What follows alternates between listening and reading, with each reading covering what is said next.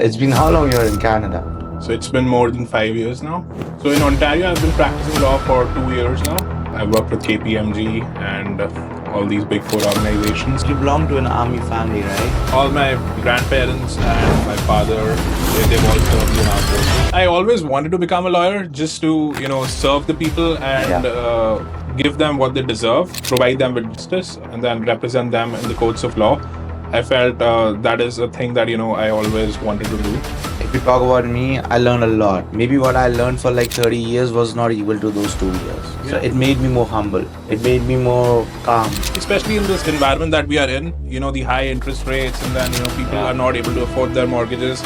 For sure, these questions are, very important and they need to be addressed. Finding the right builder is important, or buying at the right time is important. Before you sign any contract, it should be reviewed by a lawyer, and a lawyer will be able to tell you exactly, what clauses are in your favor and what clauses are not in your favor. Welcome back to another episode of Rise Up Unmasking Success. And I'm your host Neeraj.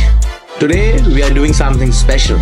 Today joining me, a distinguished lawyer and a technology enthusiast. He's licensed to practice law in Ontario and has over 10 years of experience working with multinational companies in law, finance and real estate. As an immigrant himself, he deeply understands the complexities and emotional stress involved in navigating a Canadian legal system. He's well versed in the federal rules and regulations governed in Canada and uses his expertise to help individuals, professionals, corporations, and entrepreneurs by efficiently handling their legal and immigration process. He's a good friend of mine. I know him since last 15 years. I know him since when I was back in India. We used to study in the same school, and now we're in the same country, serving the same community. Hello everyone, welcome to Rise Up, Unmasking Success with Neeraj Mulchandani. I welcome all of you, and here is your host, Mr. Mulchandani, with us. Hi everybody. How are you? So, Akshay, how it's been? It's been so long. We are in touch. We are friends since we know each other since maybe 15 years. I know, yeah. So, how's been the journey since 15 years? It's been interesting. It's been a roller coaster ride, especially since I moved from India to Canada and then just doing the whole licensing process to become a barrister and solicitor in Ontario. So it's been a tough ride, but surely we are on the way to success together. Yeah. And, once we are in a team, for sure, things work better that way. So, it's been how long you're in Canada? So it's been more than 5 years now since I moved here. Yeah. And it's been how long you have been practicing law in Ontario? So in Ontario, I've been practicing law for 2 years now. And before that, I was practicing in India as well. Then I've worked with a few corporations in the finance field. I worked with KPMG and all these big 4 organizations. So, yeah. That's pretty nice. I'm excited to have you here today. Thank you. It's a pleasure. Can you give our audience a small brief about how you're helping the community, how you're working towards them, for them, how you work for the best of your clients? I totally understand. So at Vardhan Law, we are focused on clients. We want to give justice to the clients at a reasonable cost. So our firm, basically, we deal in real estate law. We also do criminal, family law, and immigration law as well. So in all of these areas, we try to, work with the clients at the minimal cost and try to help them out with whatever issues they are facing or challenges they're facing, maybe with their immigration journey, or if they're facing a issue with their, a property that they're buying, they can't close it. We help them out with that. We represent them. We go for them in the courts. We represent them in the courts. We do litigation for them. So Vardhan Law is not just, we just don't do paperwork. We actually go there and represent you in the courts, and we fight for your rights. There's a small part in everybody's mind, everybody's heart. Whenever they're going to a lawyer, they think that, okay, either they're gonna be charged a lot, or people are just scared to go to the lawyers, right? The same way they're scared to go to doctors, dentists, right? Right. So what do you think about that? Like, people should think about it, or people should first think about the problem, or like what? See, that's a good question. So whenever a client comes to us, our first suggestion is try to, resolve it, between the parties, maybe through mediation, maybe through arbitration. Even if it's a, family law case or a real estate law case, things in immigration law are a bit different, but for sure in real estate and family law, it's pretty much if you're dealing with a builder or if you're dealing with your spouse. So the first suggestion would be to deal with them directly and try to negotiate a settlement, because of course if we go the legal route, things get costlier for sure for the person who's engaging a lawyer. And then if the case goes to trial, or if finally we are going to maybe Superior Court of Justice in Ontario or Ontario Court of Justice, so either way, like, things can get expensive. So our first suggestion is try to mediate with the opposing party and try to come to a resolution based on whatever agreement you guys have with them. Yes. Thank you so much for giving this a brief. I have few scenarios which I wanted to ask you. It's not my demand, it's the people demand. They ask me questions. I'm in real estate, right? So people ask me different questions, which is related to real estate business, but which is more related to law. Sure. So I wanted to ask those scenarios and educate our audience too, right? Especially in this environment that we are in, the high interest rates, and then people are not able to afford their mortgages. For sure, these questions are very important and they need to be addressed. And I would like to make it clear that none of what I'm saying is legal advice. It's just a discussion that we are having. But for sure, we can start with the questions. So a lot of people are facing a situation these days. They're like 4 partners. They own a property, right? So 2 of them moved back to India, and the other 2 who are living here, they have all the liabilities. They have everything on them, right? But the 2 people who has moved back to their home country, they're not even answering the call, or they're not liable for anything. So how does that work out for other 2 people? Because they're born here, they want to live here, right? They don't want to go back. They can't go back to any country. It's the country they're born in. Right. That's a very good question. So, there are a few scenarios in that as well. So, firstly, we will need to assess if they have a partnership agreement or an ownership agreement that they have. We will need to go through the clauses of those, see if there is something addressing such situation that you just told me. If that is not the case, if there's no partnership agreement or the partnership agreement does not have that particular clause. So basically, okay. So in our real world, a lot of partnership doesn't happen on paper, right? They just sit together and make the partnership work. Yeah. Like, a lot of people do that, like. So what about that? So again, a verbal agreement is an agreement, as you would know that. But anyway, like, proving that is like a tough situation, at least in front of the courts, or if you're talking to someone, proving that I had a verbal agreement with him long back, maybe 3 years back or 5 years back. It's tough to prove that. So I would always suggest that even if it's your best friend, do have a written document, a written agreement with them. Firstly, that's the suggestion. Then coming to your question, so in such situations, it would be ideal for the partners that are in Canada, to either buy out the partners that are in India, or just sell the real estate asset. Because like, if we go with going to the courts, that would be a different ball game altogether, and then it would involve like significant cost consequences for all the parties. So I would say the cheapest way would be to either just sell the property, or partners who are in Canada, they can just buy out the shares of the people who are in India. That makes sense. So communication and legal documents are the key. That's true, yeah. What about the partners who are not present here and they don't want to even participate, either in selling their share to the other owners, or like even to sell out the real estate? They're like unresponsive, they're not responding anything. How does that work out? That's a good question as well. So in such situations, we are not left with many options.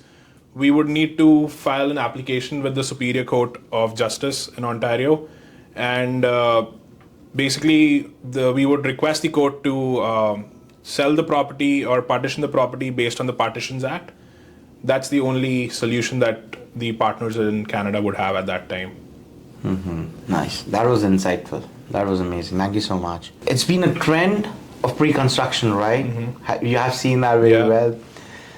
I think even you bought a pre-construction house. That's true. So there have been a lot of pre-construction trend these days. But you know what? Due to this high interest rate, inflation, the inventory is too high right now.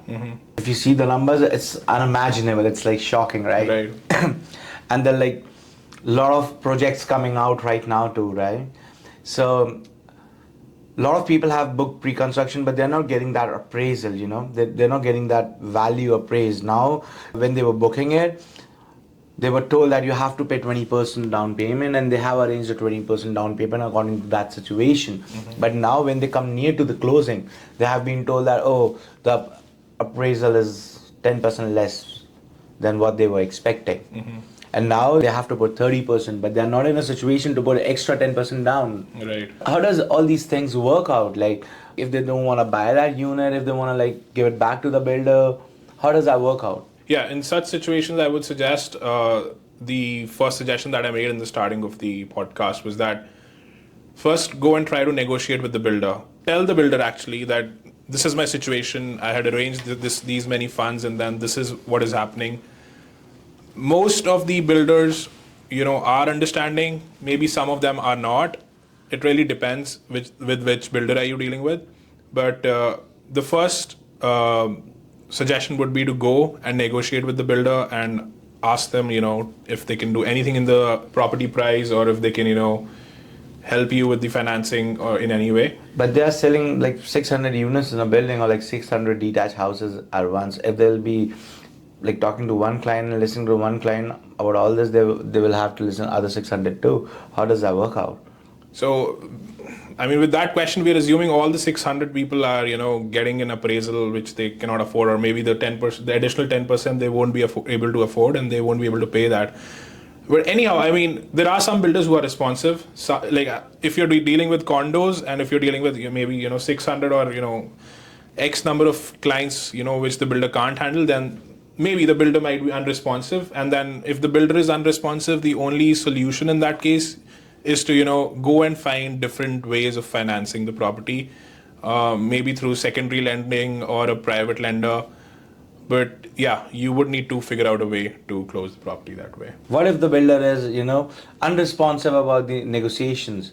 Firmly suggest it's very crucial to have a lawyer in such situations, and a lawyer can help you review your agreement with the builder if there are any breaches that the builder is doing, if there is any misrepresentation that has happened with you. A lawyer can guide you through this process. So when you're facing this challenge, when you're not able to close a pre-construction home, it is highly suggested you get your agreement reviewed. Again, agreement review is at a minimal cost from a lawyer. You get that reviewed, and then the lawyer can tell you or suggest to you, what all ways out that you might have out of it. Another way out that I can think of is just an assignment sale, if you have an assignment clause in your agreement with the builder.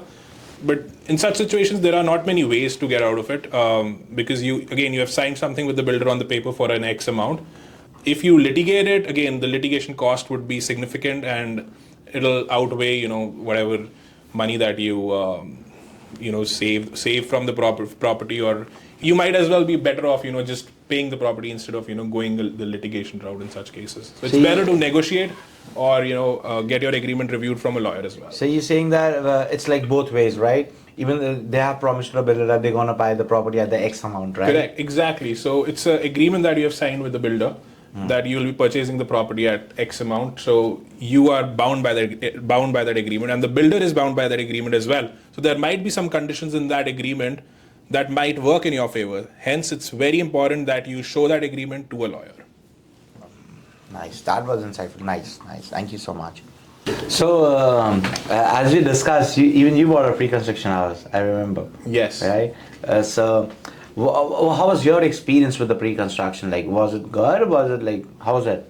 So, I would say my experience was fairly good with the pre-construction. Again, it really depends with which builder are you buying it. As Neeraj just said that, if you're buying a condo in a 600 unit building, again, the things would be very different in that case, because the builder won't be able to serve you that well. So I would highly suggest, look for a builder, look for a project, which is still at a medium scale or still at a small scale, so that, you can interact with the builder more, and the builder is more responsive, and you get personalized attention when you book a pre-construction home. Finding the right builder is important, or buying at the right time is important? Because you just mentioned builder in your previous talks, you never mentioned right time, and you bought your pre-construction at a pretty good time, right? After that, there was a crazy uprise of the prices, right? I wouldn't say it was at the right time. But It was the right time. it was at the wrong time though. But anyway, so the timing, I think timing would be something that the realtors can tell us better. But for sure, I would say the builder is very important. And a lot of people do look at the builder as well. But at least in situations where the builder is responsive and helps out if there are any deficiencies in your home, or if you're not able to close for that matter, if the builder can be supportive in that way, at those times a builder is for sure more important. Now coming to the timing aspect, for sure, I mean, you can comment on that better, but a good builder having a project active at the right time might be possible, can't say, but yeah, I would say the builder that you choose is very important. So have a good look at the builder, how his relationship with his existing clients has been, and take some feedback from the existing clients. Is the builder responsive? And if you want, you can check if their the claims for their Tyrion warranties have been served well. You can check this from their existing clients. So Yeah, you're right. That time is something which we can tell about. That's right. But yeah, I agree with you. Builder is one of the most significant, important thing in buying a pre-construction, right? Yeah. If they have a good track record, that represent them too. I remember that you belong to an army family, right? You have a Yes. background Yeah. of an army family, Indian Yeah. army family, right? Yeah, all my grandparents and my father, they've all served in the Indian Armed Forces. So I do have a army background. Yeah. What made you become a lawyer, then coming to Canada, and not joining the army? What was that? I would say I always wanted to become a lawyer, just to serve the people and give them what they deserve, provide them with justice, and then represent them in the courts of law. I felt that is a thing that I always wanted to do.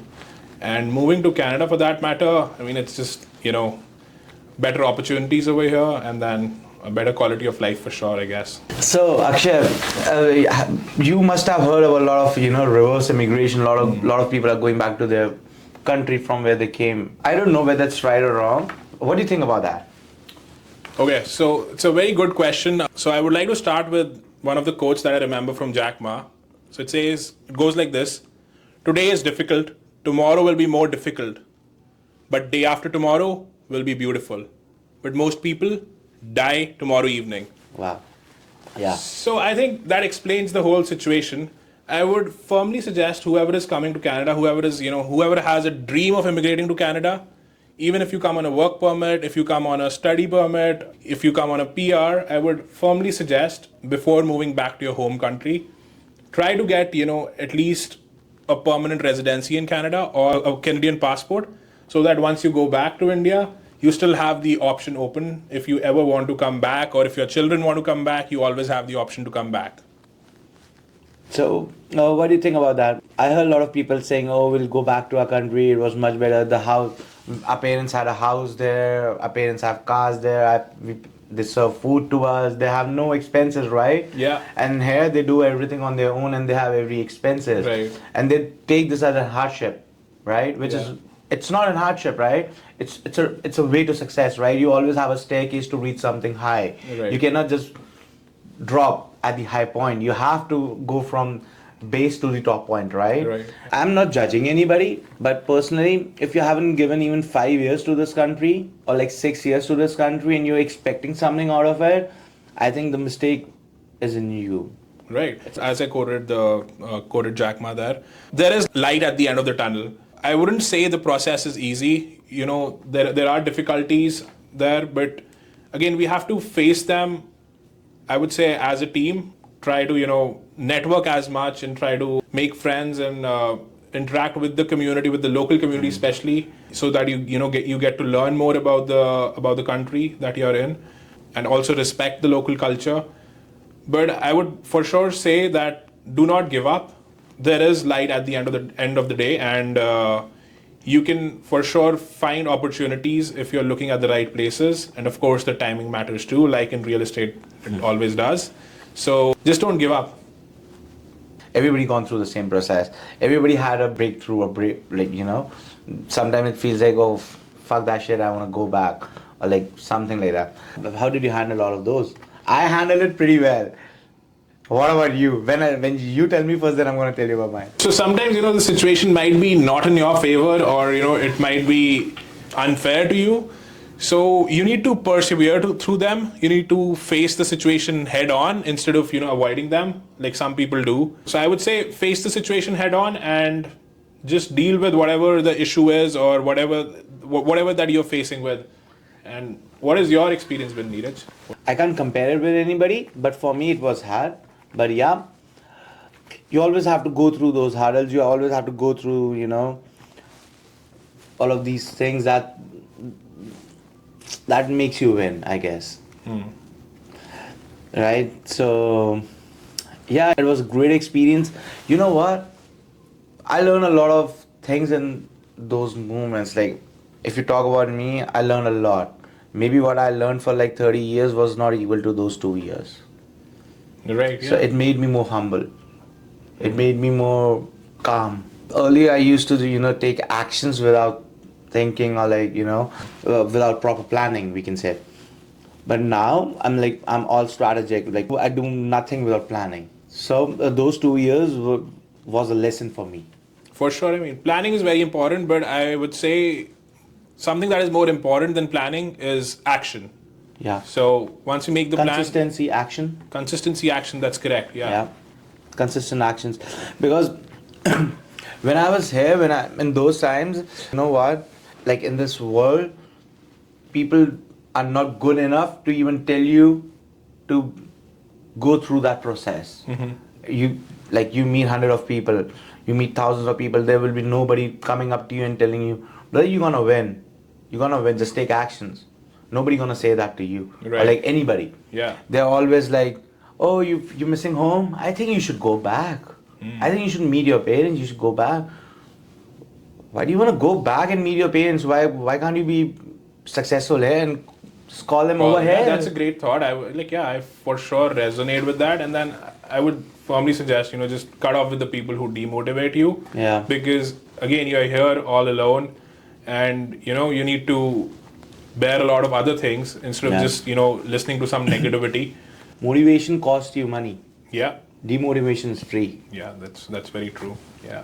If you talk to anybody, demotivation is totally free. You can go outside and you have to find motivation, not demotivation, right? Yeah. Demotivation, you can get it anywhere. Yeah, and something more important than motivation is just the drive that you should have in you. Yeah. If you feel for something, if you feel for a cause, if you want to, for example, for me, if I feel that I should provide justice to someone, who's facing a challenging situation, maybe, in his real estate situation or maybe in his immigration situation. So, I'm driven by the fact that I want to provide justice to a person. So, see what drives you the best. Once you are, focused on what's driving you, your motivation should come automatically to you. Nice.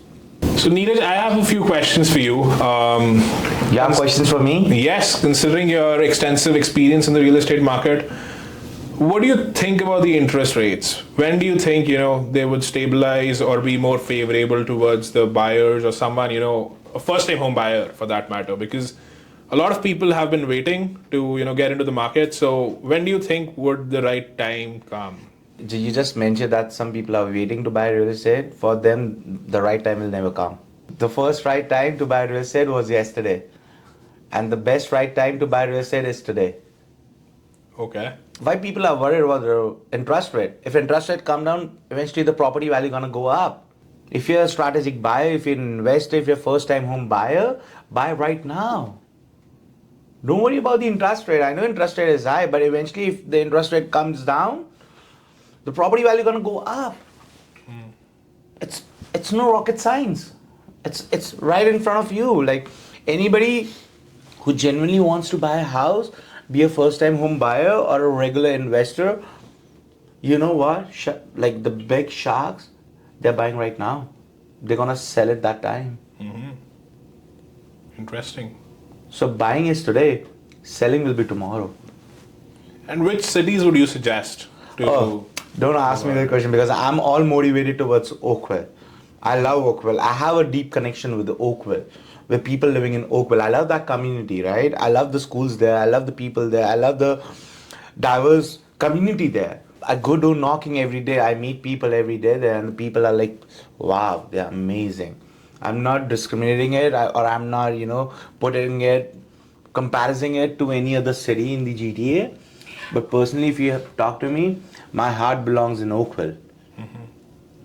So Oakville is like it's like my family. Nice. That's nice. That was a very good explanation of why you're so connected to Oakville. But what would you say are the most driving factors for someone maybe a first-time home buyer for that matter, or a family of maybe a family with kids? Why should they move to Oakville? What's the driving point for them? Oakville is not just about the luxury homes. It's about the people in the community. It's about the diversification in the community. It's about you're surrounded with one of the best schools in GTA, right? Yeah. It's a waterfront city.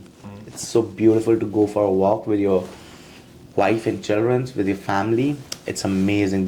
That experience, that 1 hour, takes away every thoughts, every pain inside your body or brain, right? Oakville has more than 14,000 of green hectare space, more than 14,000 hectare of parks. Wow. It's gold mine for family. Right. I see parks, I see greenery as a gold mine. Yeah, for sure. I mean, if you go to Toronto downtown, it's like a concrete jungle over there. So Yeah. So it's a good respite from there. yeah, and if you see as like from the kids' perspective, there are like a lot of activities in summers. Like there are a lot of activities in winters. And these things are pretty good, and it's not crowded. It's not too, you can say, hustling bustling, but it's a pretty decent area. The waterfront properties, trust me, actually they're amazing. They're mind blowing. Awesome. So I understand that Oakville is like one of the premium communities of GTA.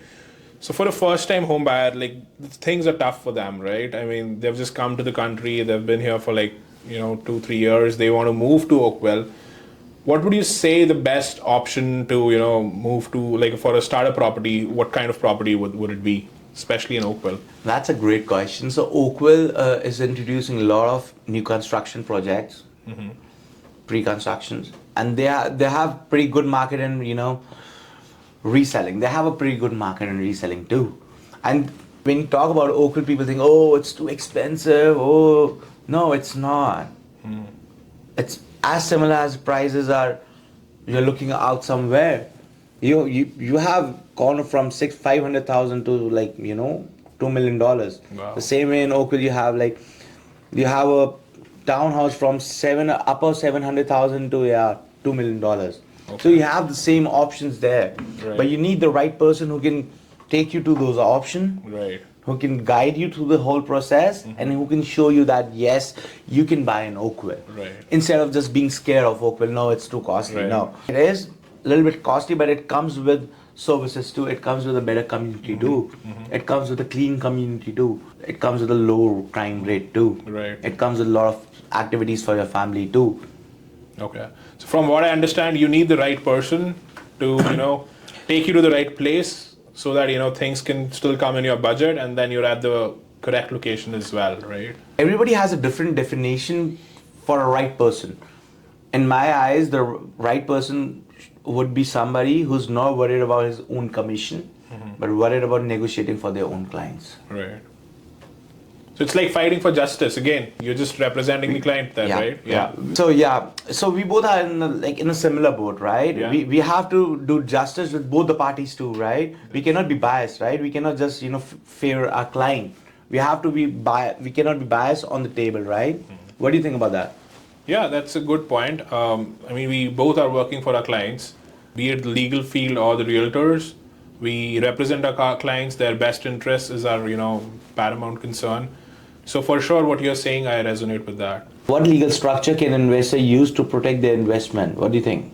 So that's a really good question, Neeraj. So investors can consider forming a corporation or making a limited liability company, LLC for that matter. But at the end of the day, it's up to the investors, the structure that they are comfortable with. But they need to protect their personal liability, and a point of taxation is also there. So whenever we are talking about corporations or LLCs, the involvement of lawyers and tax accountants is necessary, because there would be a tax consequence to it as well. So I would highly advise someone who is planning to invest via a corporation should consult a lawyer and a tax accountant so that they can get a better understanding of which corporation or LLC would be better for them, or a standard partnership might be better for them. The legal aspect to it, I would say, is that if they are getting a property jointly, would they take the title as joint tenants or tenants in common? So the major difference between the two is that in joint tenants, if one of the partner dies, if there are two partners, the second partner would get all the interests of the first partner. Whereas in the second case, which is tenants in common, if one of the partner dies, so it'll go on to his estate. So that means if he has a will, it'll go through that, or if he does not have a will, then the process will be completely different. That's another thing to consider. Like, should the property be in joint tenants or should the property be in tenants in common? If you are getting it for investment purposes, I would suggest that a property in tenants in common would be more preferable. But at the end of the day, it really depends on what the people want. If there's husband and wife, we suggest that the property should be as joint tenants. If one of them passes away, the property can be on the name of the other one. So yeah, again, it really depends on the situation of the individuals that we are dealing with, but usually that's the suggestion. I belong to EXP, right? So we have a cloud brokerage. It's a pretty new trend, and it gives real estate agent a lot of support. But I've been in touch with a lot of my realtor friends, from my sphere of influence. So those people are are in contract with their brokerage right now, but those people are not happy there. What they were promised, they are not given, right? They have been promised certain things between that agreement time, but now they're not getting what they were promised, and they want to move out. How does that work out? There are a lot of brokerage, when you sign a document with them, when you sign an agreement with them for like a year or two, they promise you the whole world, man. They promise you the whole globe. But when you are there, they don't even give you a single piece of that whole world. How do you say that? Like, first thing we'll do is review the agreement that the realtor has with the brokerage. Yeah. Again, we will have to go through all the clauses. There might be breach of contract that the brokerage is doing. But again, that needs to be reviewed from the contract. If there is a breach of contract and if the realtor is owed money by the brokerage, we have recourses in the small claims code or in the superior code, depending on the value of the recourse that the realtor is trying to ask for. So ultimately, the most cost-effective way to go about it would be through mediation or negotiation with the brokerage. But again, if the brokerage is not willing to negotiate with you, you definitely should get your contract reviewed with a lawyer so that he can find any breaches that might be there that the brokerage is doing, or some clauses that might be favorable to your side, or the lawyer might be able to suggest to you if we can go to the small claims code or the superior code. the first step should be reviewing the contract they have with the brokerage, right? Correct.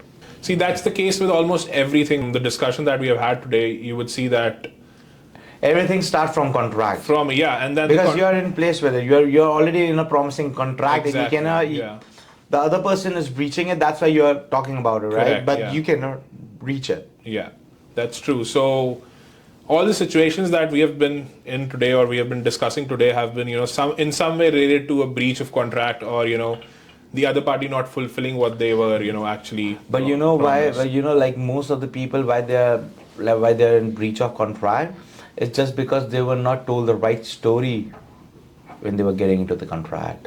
So ideally, in such cases, people usually do not do this, but a contract, before you sign any contract, it should be reviewed by a lawyer, and a lawyer will be able to tell you exactly what clauses are in your favor and what clauses are not in your favor. So people do this with pre-construction properties that they book. Again, not all the people do it. Some of them do it, but in case with any contract, like for example, a contract with a brokerage, especially like as you mentioned, realtors are facing a lot of challenges now. So in such situations, the contract should, before signing, I would say, should be reviewed by a lawyer, and he can tell you the situation that you might face later on, and then how you can negotiate the contract maybe with the brokerage or the builder, as the case might be. That was a nice one, yeah. Because I think that when you're getting into a promising contract, whether it's a brokerage, whether it's a builder, whether it's anybody, whether it's your own family, you should review it, right? Yeah. You cannot just sign the paper and you should be like, oh, I just signed a contract. No. Right. If you're not reading the contract, you cannot blame the other person. You first have to blame yourself that you didn't even go through that, right? Yeah, especially if it involves high stakes, and in real estate, stakes are usually pretty high, even for the realtor, for the brokerages, for the builders, or for the buyers itself. So, yeah, the Canadian real estate market is booming, so stakes are getting higher. Real estate seems complex, but with the right knowledge and with the right guidance, it can be done. For sure. Thank you for having me, Mr. Mulchandani. And if your audience like, they can reach out to us at vardhanlaw.com. If you have any questions or need further assistance, please feel free to get in touch with Akshay at Vardhan Law and Neeraj at Luxury Nest with you. Until next time, keep striving for success. Stay informed and make wise decisions.